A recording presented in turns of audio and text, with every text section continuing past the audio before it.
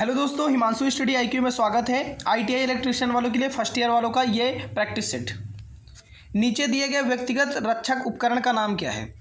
आपके सामने यहाँ पर एक उपकरण दिया गया है। ये अक्सर आप लोगों ने वेल्डर जो करते हैं, जो लोग वेल्डर करते हैं उनके पास ये देखने को मिलता है। ठीक है, इसको हम लोग कहते हैं हैंड स्क्रीन यानी हाथ स्क्रीन। आंसर डी क्या होगा?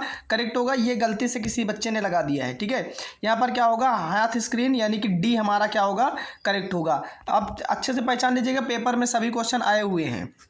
अगला क्वेश्चन है दोस्तों, 7/20 केबल का अर्थ है। आपने केबल देखा होगा, केबल से एक दो क्वेश्चन मिलेगा दोस्तों, उससे पढ़ लीजिएगा अच्छे से। ठीक है, तो केबल में क्या होता है, ये जो 7/20 होता है, 7/20 का मतलब है यहाँ पर 7 क्या है? 7 हमारे जो है कंडक्टर हैं और 20 SWG है, मतलब 20 उसका गेज है। 20 क्या है? उसका गेज है। तो 20 SWG के 7 तार हैं। कितने तार हैं?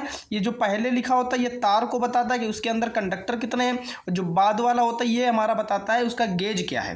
ठीक है, समझ गए होंगे। अगला क्वेश्चन, निम्न जोड़ का क्या नाम है? देखिए, ये जो जोड़ दिख रहा है ये एक प्रकार का मैरिड जोड़ है। कैसा जोड़ है? मैरिड जोड़ है। ठीक है, हम लोगों ने केबल के एक भाग को ये लिया, तार के एक भाग को ये लिया, आपस में ट्विस्ट करके एक जोड़ बना दिया जिसका नाम है मैरिड जोड़। ये प्रैक्टिकल में भी आता है क्वेश्चन। अगला क्वेश्चन, एसी समांतर परिपथ में एंडीमेंटेक्स वाई का मात्रक क्या है? तो एसी समांतर परिपथ में जो एंडीमेंटेक्स वाई का मात्रक है वो क्या है? महो है। क्या है? महो या महो, जो भी पढ़ते हैं आप। ठीक है, अगर आपसे प्रतिरोध का मात्रक पूछा जाए तो प्रतिरोध का मात्रक भाई साहब क्या होता है? वो ओम होता है प्रतिरोध का। लेकिन इस क्वेश्चन का आंसर हमारा डी है। क्या है?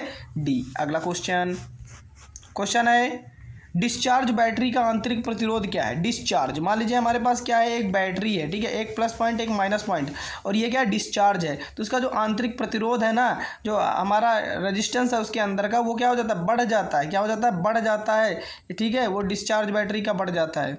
अगला क्वेश्चन है, चांदी का विद्युत रासायनिक तुल्यांक क्या होता है? मोस्ट इंपॉर्टेंट, इसको लिख लीजिए चाहे रट लीजिए, ये क्वेश्चन हर बार आता है। चांदी का विद्युत रासायनिक तुल्यांक क्या होता है? तो क्या होता है? आंसर डी, याद रख लीजिए, 1.1182 mg/c। ठीक है, ऑप्शन डी हमारा बिल्कुल एब्सोल्युटली करेक्ट है। अगला क्वेश्चन, तांबे का विद्युत रासायनिक तुल्यांक क्या है? Most important question. ए हमारा करेक्ट आंसर 0.329 mg/c। ठीक, आंसर क्या होगा? ए करेक्ट हो जाएगा। ए हमारा करेक्ट हो जाएगा। ठीक है, अगला क्वेश्चन है, टू वे स्विच का प्रयोग डैश किया जाता है। टू वे स्विच आपने देखा होगा। टू वे स्विच देखिए, टू वे स्विच कैसे होता है? ये हमारा क्या है? टू वे स्विच होता है। और टू वे स्विच में हमारे क्लिप 3 होती हैं, ये भी क्वेश्चन में आया हुआ है। तो टू वे स्विच का प्रयोग जो होता है वो जीने की वायरिंग के लिए होता है। किसके लिए होता है? जीने की वायरिंग के लिए होता है। और जो जीने की वायरिंग है इसका प्रैक्टिकल बड़ा फेमस है, पूछा जाता है हर बार। इसका प्रैक्टिकल फर्स्ट ईयर में आता है जीने की वायरिंग का। तो टू वे स्विच का प्रयोग कहाँ किया जाता है? जीने की वायरिंग में। इसको हम लोग कहते हैं स्ट्रेट वायरिंग, स्ट्रेट वायरिंग इसको कहते हैं। ठीक है, इसको हम लोग PVC पाइप वायरिंग भी कहते हैं, जीने की वायरिंग भी कहते हैं। ठीक है, अगला, सर्किट ब्रेकर कब संचालित होता है? जो सर्किट ब्रेकर होता है वो कब संचालित होता है? आंसर डी करेक्ट है। जब कभी भी लाइन में दोष उत्पन्न होता है तब हमारा सर्किट ब्रेकर क्या हो जाता है? संचालित हो जाता है। Answer D is the right answer.